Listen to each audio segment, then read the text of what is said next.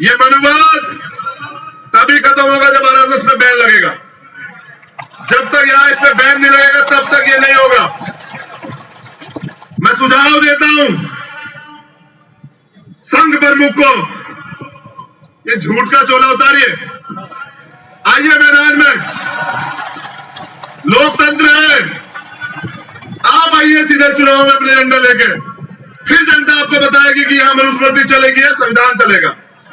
गुलामी के 100 साल और स्वतंत्रता के आजादी का 1 घंटा 3 घंटे बहुत है मेरे लिए। मैं भाई चंद्रशेखर आजाद रावण को स्टेज पर आने की दावत देता हूँ। देखो कौन आया, देखो देखो कौन आया, भाई चंद्रशेखर आजाद आगे बढ़ो। भाई जय भीम, नमस्कार, अस्सलाम वालेकुम, सत श्री अकाल। बहुत धूप है, लेकिन आपके हौसले बता रहे हैं कि हमने अपने मुल्क के संविधान को बचाने के लिए, अपने अधिकारों को बचाने के लिए, अपनी नागरिकता को बचाने के लिए कमर कस ली है। और जब जब आवाम ने कमर कसी है, इनकलाब आए, तब तब निजाम बदले। तो मैं दरखास्त करूंगा सभी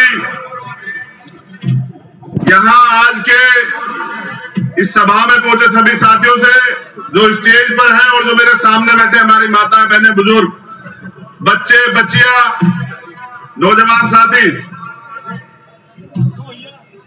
मैं बाबा साहब द्वारा लिखे गए संविधान की प्रस्तावना पढ़ूंगा और आप लोग मेरा साथ दें। सब लोग साथ देंगे या नहीं देंगे, हाथ उठा के बताओ। कैसे करेगा? हम भारत के लोग भारत को एक संपूर्ण, प्रभुत्व संपन्न, समाजवादी, धर्मनिरपेक्ष, लोकतंत्रात्मक गणराज्य बनाने के लिए तथा उसके समस्त नागरिकों को सामाजिक, आर्थिक और राजनीतिक न्याय, विचार, अभिव्यक्ति, विश्वास, धर्म और उपासना की स्वतंत्रता, प्रतिष्ठा और अवसर की समता प्राप्त कराने के लिए तथा उन सब में व्यक्ति की गरिमा और राष्ट्र की एकता और अखंडता सुनिश्चित करने वाली बंधुता को बढ़ाने के लिए दृढ़ संकल्प होकर आज दिनांक 22 फरवरी 2020 को यह संकल्प लेते हैं कि हम जब तक जिएंगे इस मुल्क की एकता, अखंडता, अमन, भाईचारा और भारतीय संविधान की सुरक्षा करेंगे और किसी भी कीमत पर इस मुल्क को कमजोर नहीं होने देंगे। ये मुल्क हमारा है। जय भीम।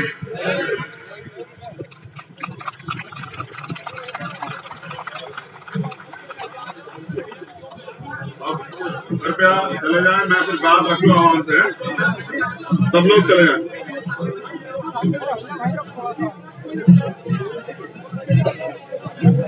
देखिए, परेशानियां बहुत हुई, लेकिन सरकार से बड़ी भी एक ताकत है, वो है माननीय न्यायालय, और उनसे बड़ी भी एक ताकत है, वो है जनता। आवाम जो चाहती है वो होके रहता है। आवाम ने चाहा कि उनका भाई, उनका बेटा उनके बीच में आए तो आज ये संभव हो पाए। अब मैं अपनी बात रखना चाहता और उम्मीद करता हूं कि आप बड़े ध्यान से सुनेंगे। ये तिरंगा हमारी जान है और हम किसी को इजाजत नहीं देते कि वो इस तिरंगे का अपमान करे। ये तिरंगा सब जगह फहरेगा। कोई ऐसी जगह नहीं बचेगी मुल्क में जहां तिरंगा ना फहरे। ये याद रखना चाहिए सब लोगों को। तथागत गौतम बुद्ध, छत्रपति शिवाजी महाराज, ज्योतिबा फूले, मां सावित्रीबाई फूले, साहू जी महाराज, संत गाडगे जी महाराज, बाबा साहब अंबेडकर, ये जो नाम मैंने लिए हैं, डॉक्टर फरीदी, एपीजे अब्दुल कलाम साहब, मौलाना अबुल कलाम आजाद साहब, ये वो लोग हैं। ये तस्वीर है भारत की जो हमेशा मानवता, प्रेम, समता, समानता, बंधुत्व, भाईचारे पे काम किया गया जिनके द्वारा। और इसी का परिणाम है कि आज भी इस मुल्क को दुनिया का सबसे बेहतरीन मुल्क माना जाता है। अब इस विरासत को आगे बढ़ाने की जिम्मेदारी इस मुल्क में रहने वाले हर व्यक्ति की है। हम तथागत बुद्ध के वंशज हैं। हम प्यार, भाईचारा और हमारा धर्म है मानवता। कुछ तो बात है कि हस्ती मिटती नहीं हमारी, कुछ तो बात है कि हस्ती मिटती नहीं हमारी। सदियों रहा है दुश्मन, दौरे जहां हमारा।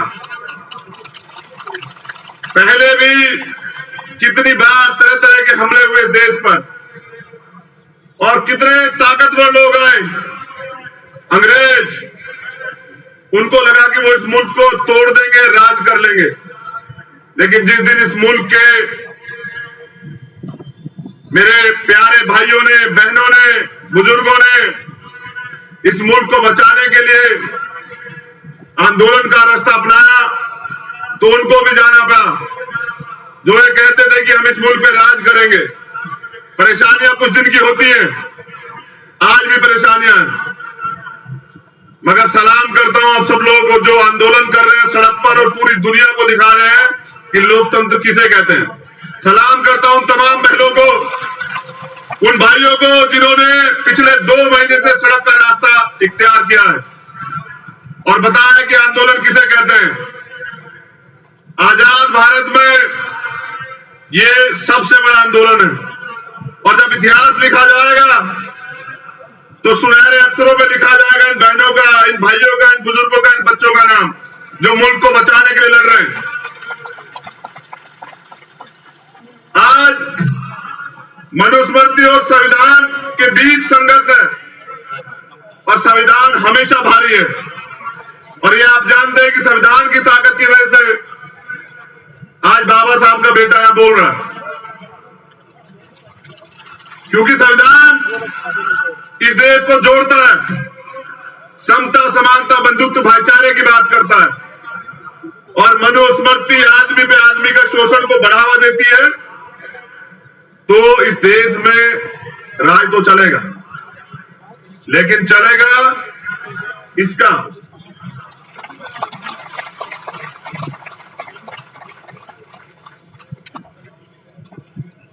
देखिए, सरकारें बदलती हैं। मैं एक पर्सनल बात शेयर कर रहा हूं सब लोगों से, मेरे परिवार के लोग यहां हैं। सरकारें बदलती हैं, सोच नहीं बदलती। हमारी वोट सबको चाहिए, बहुजनों की। हमारी आवाज नहीं बर्दाश्त करेंगे, हमारे मुद्दों में बात नहीं करेंगे। जब मैं पिछली बार आया था, सरकार भाजपा की थी, मुझे 3 दिन बंद रखा गया होटल में। यहां तक बाबा साहब की भूमि भी नहीं जाने दिया गया, फिर मुझे कोर्ट का सहारा लेना पड़ा। इस बार उम्मीदें कम थी कि इस बार ऐसा नहीं होगा, लेकिन फिर वही बात। बाबा साहब के बच्चे, अमन चैन चाहने वाले बच्चे, आपके भाई इस मुल्क में सबके लिए खतरा हो गए, क्योंकि न्याय, ईमानदारी की बात कर रहे हैं, हक की बात कर रहे हैं। अपने लोगों को जगा रहे हैं और ये लोग नहीं चाहते कि लोग जागे। जाग जाओगे तो अपना हक मांगोगे और ये लोग आपको आपका हक देंगे नहीं।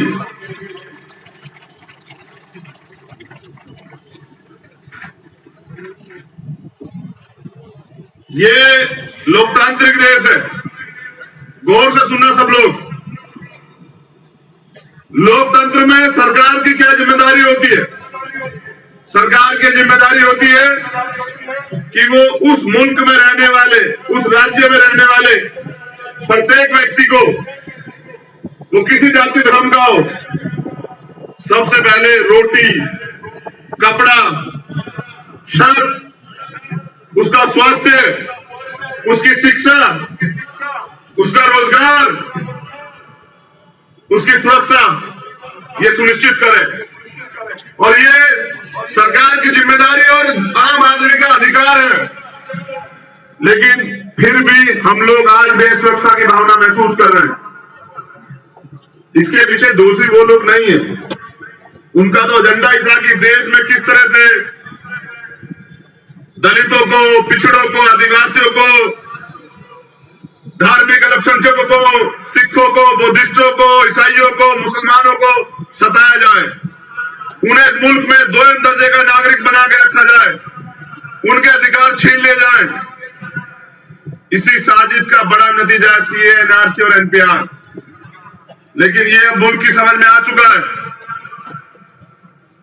तो वास्तविक लोकतंत्र तो दिखाई नहीं दे रहा है। लोकतंत्र में तो अभिव्यक्ति की आजादी है, लोग अपनी बात रख सकते हैं। आर्टिकल 19 है, आप सरकार द्वारा बनाए गए किसी कानून का समर्थन नहीं करते, आप सुप्रीम कोर्ट द्वारा दिए गए किसी निर्णय का समर्थन नहीं करते, तो राइट टू प्रोटेस्ट है। और माननीय न्यायालय ने, सर्वोच्च न्यायालय ने भी इस बात को सीए, एनआरसी, एनपीआर पर जो प्रोटेस्ट हो रहे हैं, प्रोटेस्टरों के लिए बात कही है कि आप अपने प्रोटेस्ट जारी रखें। मगर सरकारें क्या कर रही है? हक की बात करने के लिए सभाएं होती हैं तो नहीं होगी। अगर सड़क पर आएंगे, आंदोलन करेंगे तो लाठियां मिलेगी, गोलियां मिलेंगी, मुकदमे मिलेंगे, जेल मिलेगी। लेकिन इनकी समझ में ये नहीं आ रहा कि जो लोग मुल्क को बचाने निकले वो सर पर कफन बांध कर निकले, ना वो लाठी से डरते, ना वो गोली से डरते, ना वो मुकदमों से डरते, ना वो जेल से डरते। और जिन्होंने पहले कुर्बानियां दी है वो फांसी से भी नहीं डरेंगे। आने वाला वक्त ऐसा होगा कि आप चलाओ लाठी, आप चलाओ गोली, आप लगाओ मुकदमे, हम अपने मुल्क को बचाने के लिए कुर्बान हो जाएंगे। लेकिन उफ नहीं कहेंगे। हमने सीखा अपने महापुरुषों से कि ये मुल्क हमारा है, इसको बचाना भी हमें है, इसको आगे बढ़ाना भी हमें। अब जब परमिशन नहीं होगी फिर न्यायालय जाना पड़ेगा, फिर कोर्ट से परमिशनें मिलेंगी। अब 8 घंटे की आजादी मांगी थी, मगर माननीय न्यायालय ने 3 घंटे की दी। हम न्यायालय का सम्मान करते हैं, 3 घंटे बहुत है। गुलामी के 100 साल और स्वतंत्रता के आजादी का 1 घंटा, 3 घंटे बहुत है मेरे लिए।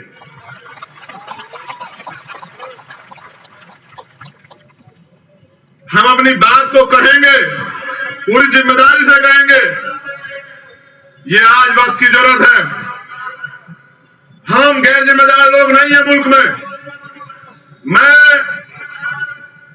उत्तर प्रदेश के सीएम आदित्य योगी नाथ की तरह गोली और बोली के बयान नहीं दूंगा। जैसे वो कहते हैं कि जो बोली से नहीं मानेगा गोली से मानेगा, मैं ये कह रहा हूं चलाओ गोली। कल बंद है, हमारा भारत बंद किया हमने आरक्षण और सीए, एनपीआरसी, एनआरसी और एनपीआर को लेके। आप चलाओ गोली, मारो हमारे निर्दोष लोगों को। मगर याद रखना, भाजपा के लोगों, सरकार बदलेगी। जिस दिन सरकार बदली, एक एक जुर्म का हिसाब लिया जाएगा। ये जो क्राइम तुम कर रहे हो, लोकतंत्र में भारत का संविधान ये कहता है कि सबको बराबरी के अधिकार है। क्राइम करने वाला चाहे आम आदमी हो, चाहे प्रशासन का व्यक्ति हो, चाहे शासन का व्यक्ति हो, चाहे कोई मंत्री हो, चाहे गृह मंत्री हो, मुख्यमंत्री हो, चाहे वजीर आजम हो, जो क्राइम करेगा सजा जरूर मिलेगी। आज हो सकता है बच जाओ, कल बहुजनों का राज आएगा तो नहीं बचोगे, वादा कर रहा हूं मैं अपने आवाम से। क्योंकि असली मालिक जनता है और जनता है सड़कों पर है। हम रोजगार मांगने आए थे, हम भ्रष्टाचार खत्म करना चाहते थे, हम जीडीपी में बात कर रहे थे, हम सुरक्षा पे बात कर रहे थे, हम एजुकेशन पे बात कर रहे थे, लेकिन इन्होंने पूरे मुल्क को नोटबंदी की तरह सड़क पर लाके खड़ा कर दिया। इसके पीछे एकमात्र उद्देश्य यह है कि जो एंटी बीजेपी है देश में, उसकी वोट बंदी करनी है, उसके वोट का अधिकार छीनना है। मगर मैं याद दिला देना चाहता हूं इस मुल्क के हर एक व्यक्ति को कि बाबा साहब ने वोट का अधिकार या कॉन्स्टिट्यूशन में मिला एससी एसटी ओबीसी को रिजर्वेशन या समानता का अधिकार या अभिव्यक्ति की आजादी बड़े संघर्ष से दिलाई। उन्होंने आगरा में 18 मार्च 1956 को एक भाषण दिया था। ये मैं अपने लोगों से भी कह रहा हूं, जय जयकार करने से काम नहीं चलेगा। जय भीम का नारा महाराष्ट्र ने दिया, आज पूरी दुनिया में गूंज रहा है। मैं कहना चाहता हूं, चित्र नहीं पकड़ना है, चरित्र पकड़ना है। बाबा साहब ने संघर्ष किया, बलिदान दिया। तो बाबा साहब ने यह कहा 18 मार्च 1956 को आगरा में कि मुझे मेरे पढ़े लिखे लोगों ने धोखा दिया। दुखी मन से, तड़पते हुए, और यह भी कहा कि मैं बड़ी मुश्किल से इस कारवां को यहां तक लेकर आया हूं। अगर आप इसे आगे नहीं बढ़ा सकते तो इसको पीछे मत जाने देना। आज कारवां लुट रहा है, आज समय है, आओ सड़क पर। क्योंकि मान्यवर साहब काशीराम ये कहते थे कि जब आप संसद में बहुमत में ना हो तो सड़क में बहुमत में रहना, जिससे कोई भी सरकार तानाशाना हो। जैसे आज की सरकार हो गई है, जो मनाते हैं कानून बना देते हैं, जनता की परवाह नहीं करते। मुझे कहा गया है, जब मैं दिल्ली की जामा मस्जिद से इस कानून के खिलाफ आंदोलन करने आया, तो जब मुझे बेल मिली तो मुझे कहा गया माननीय न्यायपालिका द्वारा कि चंद्रशेखर, आप देश के वजीर आजम का सम्मान करें। करूंगा सम्मान, क्योंकि बाबा साहब के बनाए संविधान की संवैधानिक कुर्सी पे बैठे हैं वो। लेकिन मैंने भी ये कहा, देश के वजीर आजम को भी कहिए कि वो देश की जनता का सम्मान करें, वो देश के संविधान का सम्मान करें। अगर वो ऐसा नहीं करते तो मुझसे सम्मान की उम्मीद ना रखें। ये जनता है, ये नहीं चाहती ऐसे कानून, सीए, एनपीआर, एनआरसी जैसे। ये जनता है, ये मुख्य विकास की मुख्य धारा में आके अपने देश को आगे बढ़ाना चाहती है। मगर आपके एजेंडे हम समझ रहे हैं और ये भी समझ रहे हैं, ये मुल्क किसी के बाप का नहीं है, ये सब लोगों का मुल्क है। और मुझे सभा करने से आप कोई नहीं रोकेगा। मैं कहूंगा अपनी बात और देश के हर कोने में जाकर कहूंगा। ये जिम्मेदारी है आज, जो भरोसा मेरे लोग मुझ पे करते हैं, उसको आगे बढ़ाने की जिम्मेदारी मेरी है।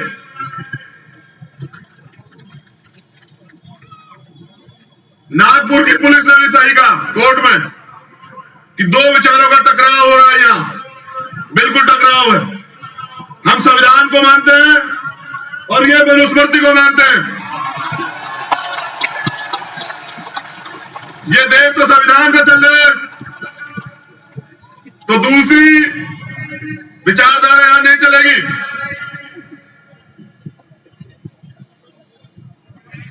देश में ये मनुवाद तभी खत्म होगा जब आरएसएस पे बैन लगेगा। जब तक यहां इस पे बैन नहीं लगेगा तब तक ये नहीं होगा। हम ये भी जानते हैं कि बीजेपी को आरएसएस चलाता है, तभी बीजेपी के वजीर आजम यहां आते हैं आरएसएस प्रमुख के सामने और ऐसे हाथ खड़े होकर बताते हैं कि हमने क्या क्या किया। बात संविधान की करते हैं और एजेंडे मनुस्मृति के थोपते हैं। मैं सुझाव देता हूं संघ प्रमुख को, ये झूठ का चोला उतारिए, आइए मैदान में, लोकतंत्र है, आप आइए सीधे चुनाव में अपने एजेंडा लेके, फिर जनता आपको बताएगी कि यहां मनुस्मृति चलेगी या संविधान चलेगा। ये दूसरों के कंधे में बंदूक रख के मत चलाएं, आए सीधा लोकतंत्र में आकर चुनाव में शरीक हो, फिर जनता जवाब देगी। इन्हीं का एजेंडा ये एनआरसी, एनपीआर और सीए। मेरी मदद करोगे नहीं करोगे? राज्य सरकार को अथॉरिटी है, गौर से सुनना, मीडिया के लोग भी यहां हैं।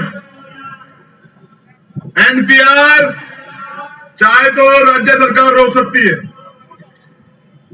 तो मैं यहां की सरकार से भी निवेदन करूंगा, अगर वास्तविकता में आप आवाम के हितैषी हैं तो इस प्रदेश में एनपीआर को रोके। अगर आप ऐसा नहीं करते हैं तो हमारी समझ में आ जाता है कि आप भी हमारे विरोधी हैं, फिर आपके खिलाफ भी जन आंदोलन होंगे, फिर आपके खिलाफ भी राइट टू प्रोटेस्ट का प्रयोग होगा। आरएसएस बैकडोर से रिजर्वेशन को खत्म करवा रही है। बार बार संघ प्रमुख बयान देते हैं, समीक्षा होनी चाहिए। हिस्सेदारी पूरी तो होने दो, अभी से डर गए? अभी तो हमारे लोग अच्छी कुर्सी में बैठे भी नहीं है, अभी तो हमारा प्राइम मिनिस्टर भी बनेगा, अभी तो बहुत सारे स्टेट में, सभी स्टेटों में हमारी सरकार भी आएगी। हम देंगे आरक्षण तुम्हें, जो अलग पद के लोग हैं उनको हम देंगे आरक्षण। हम लेने वाले नहीं देने वाले बनेंगे, अभी हमारा समय आने दो। तो ये जो साजिश की जा रही है, आपने कुछ दिन पहले कहा मोहन भागवत जी कि बहस होनी चाहिए, समीक्षा होनी चाहिए। मैं आपको चुनौती देता हूं, मैं आपको चैलेंज करता हूं, आप कीजिए बहस, मैं यहां हूं, आप रिजर्वेशन के आंकड़े लाइए, आप 4000 साल से हमें सताए गए आंकड़े लाइए, जहां महिलाओं को पैर की जूती समझा जाता था, जहां हमें पानी पीने की इजाजत नहीं थी, जहां हमें पढ़ने की इजाजत नहीं थी। ये तो शुक्र मानिए, एहसान है राष्ट्रपिता ज्योतिबा फूले का, मां सावित्रीबाई फूले का, मां फातिमा शेख का, कि उन्होंने पहले स्कूल खुलवाए, अपनी जमीनें देके और हमें पढ़ने का अधिकार मिला। ये महापुरुष है जिनका मैं जिक्र कर रहा हूं, वो महापुरुष नहीं है जिन्होंने अंग्रेजों से माफी न मांगी। हम सब इतिहास जानते हैं, हमारी विचार वैचारिक लड़ाई है। बाबा साहब ये कहते थे कि 1000 तलवार और 1 कलम बराबर होती है। जिस दिन कलम की ताकत इस जमहूरियत के हाथ में आएगी ना, इस आवाम के, फिर ये मुल्क सबसे बेहतरीन मुल्क बनेगा दोबारा। आरएसएस के लोग तिरंगा यात्रा निकालते हैं, देशभक्ति के सर्टिफिकेट बांटते हैं, आपने क्यों नहीं लगाया अपने हेडक्वार्टर पे तिरंगा? वो तो बोले जो पहले सही हो, यहां लगाइए तिरंगा पहले, फिर करेंगे बात आपसे। और तिरंगा लहराया भी है और अब हर जगह लहराया जाएगा तिरंगा। ये तिरंगा शान है हमारी, हम समरसता नहीं चाहते, हम समानता चाहते हैं। हम सुरक्षा नहीं चाहते, हम अधिकार चाहते हैं। मैं नागपुर की धरती में बताने आया हूं, ये दीक्षा भूमि की धरती है, ये बुद्ध की धरती है। बहुत हुआ, हर सब्र की एक सीमा होती है। अब हम सड़कों पे आएंगे, अपने अधिकार छीन के लेंगे। ये लोकतंत्र है, जो जनता चाहेगी वो होगा। और इसका परिणाम कल 23 फरवरी को संत गाड़गे जी महाराज की जयंती में पूरे देश में ऐतिहासिक बंद करके हम दिखाएंगे कि हम इस देश में अपने अधिकारों पे कुठाराघात नहीं होने देंगे। हम इस देश में सीए, एनपीआर, एनआरसी जैसे कानून नहीं लागू होने देंगे। हम इस मुल्क में अपने लोगों को किसी को सताने नहीं देंगे।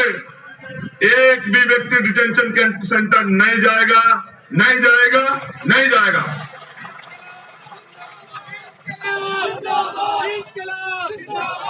इनकलाब आएगा, मनुवाद हारेगा, अंबेडकरवाद जीतेगा, बाबा साहब के संविधान की जीत होगी, फिर भारत पर बुद्ध भारत बनेगा। आने वाला समय बहुजनों का है। मैं तुम्हें भी नसीहत दे रहा हूं, टुकड़ों में बटे रहोगे, सियासी लोगों की बातों में रहोगे तो ऐसे ही सरकार इनकी बनेगी और तुम्हारा यही हाल होगा। तुम्हें क्या लगता है शोषक तुम्हें न्याय देगा? जिनका एजेंडा ही तुम्हें सताने का, उनसे उम्मीद कर रहे हो वो तुम्हारी बात करेगा। तुम्हें सरकार बनना पड़ेगा, तुम्हें एकजुट होना पड़ेगा, तुम्हें अपने राज को लाना पड़ेगा। बाबा साहब ने कहा था 21वीं सदी किसकी है? हमारी है। वो समय दूर नहीं कि बहुजनों का राज आएगा। बहुजन हिताय, बहुजन सुखाय आगे बढ़ेगा।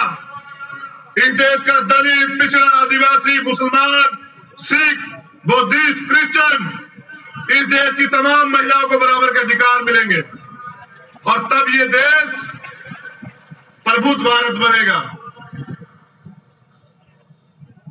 ये जरूरी बात कर रहा हूं। सवाल ये नहीं कि मौत के बाद जीवन है या नहीं।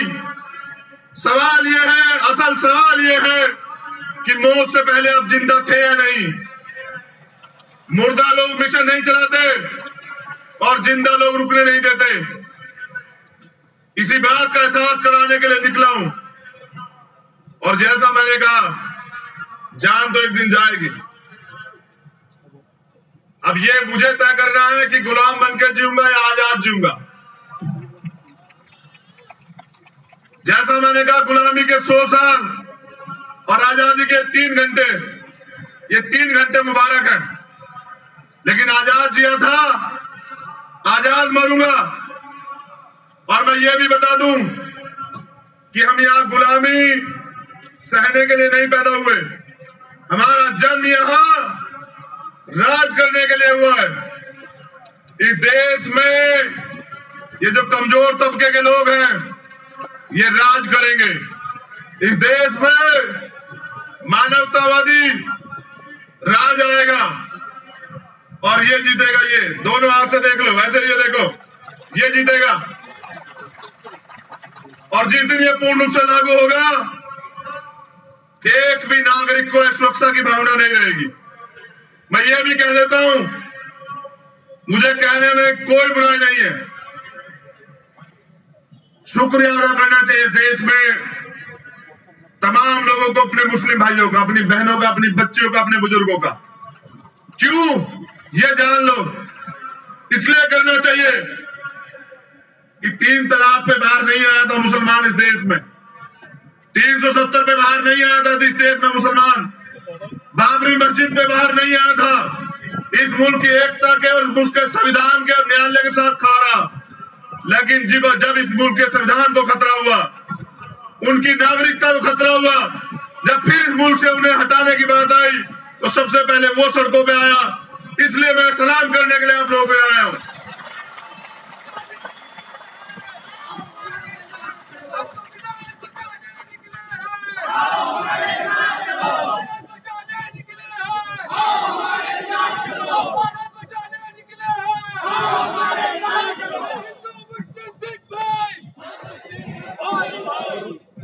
ये बड़ा प्यारा मुल्क है। आज किसी को इसकी नजर लगी, लेकिन इसकी नजर, इस मुल्क पे जो नजर लगी है, उसकी सुरक्षा के लिए ये दीवाने खड़े हुए हैं, जो तमाम लोग यहां बैठे हुए हैं। और कितनी जगह आंदोलन चल रहा है। जैसा मैंने कहा कि पूरे मुल्क में, आजाद भारत में ऐसा आंदोलन कभी नहीं हुआ। अब मैं कह देना चाहता हूं कि आंदोलन तब खत्म होगा जब इस मुल्क से ऐसे काले कानून खत्म हो जाएंगे और इस मुल्क में इन कमजोर तबके लोगों को बराबर के अधिकार मिलेंगे। अब हम काम करेंगे कि संख्या के आधार पर देश में आरक्षण लागू हो। SC, ST, OBC, माइनॉरिटी के लोगों को उनकी आबादी के हिसाब से, जो बाबा साहब के सामाजिक न्याय मूल्यों का सिद्धांत था, सामाजिक मूल्यों का, कि उनकी आबादी के हिसाब से उनको अधिकार मिले। अब हम प्रयास करेंगे इन कमजोर तबके लोगों को जोड़ के इनको इनके अधिकार दिलाएं। फिर इस मुल्क में पता लगेगा कौन मेरिट वाला है और कौन मेहनत वाला है, कौन आगे बढ़ेगा और कौन पीछे रहेगा। मुझे सुनने के लिए बहुत बहुत शुक्रिया। जैसे न्यायपालिका का आदेश है, मैं तो मान रहा हूं, लेकिन जब सबरीमाला पे आदेश आता है, ये RSS बीजेपी वाले नहीं मानते, क्योंकि इन्होंने कभी संविधान को स्वीकार ही नहीं किया। ऐसे इन्होंने तिरंगे को स्वीकार नहीं किया। अब इन्हें करना पड़ेगा। 23 तारीख को बंद है। मैं चाहता हूं कि मुझे दोनों हाथ उठा के बताएं, सहयोग मिलेगा या नहीं मिलेगा? मिलेगा नहीं मिलेगा? मिलेगा या नहीं मिलेगा? चलिए, मैं भी कल महाराष्ट्र में रहूंगा कहीं ना कहीं, और देखता हूं कि सरकार कब तक ये काले फैसले वापस नहीं लेती, काले कानून वापस नहीं लेती। जय भीम, जय भारत, जय संविधान। बहुत बहुत शुक्रिया, बहुत बहुत धन्यवाद। आप सब लोगों के लिए मंगल कामनाएं।